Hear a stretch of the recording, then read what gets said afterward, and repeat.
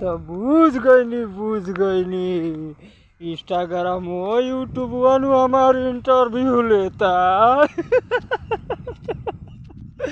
एकरा कुछ करे के इमोशन जागता कि मैदान छोड़ के भागता। तो हम रात भर जागे तो हम रात भर जागे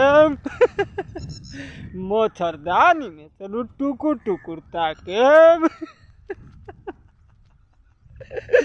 तो बूझ गई नी इंस्टाग्राम हमारी इंटरव्यू लेता, सोचता कि एकरा कुछ करे के इमोशन जागता कि मैदान छोड़ के भागता। तो हम रात भर जागे हम रात भर जागे मच्छरदानी में से टुकुर टुकुर ताके। मच्छरदानी में से टुकुर टुकुर ताके।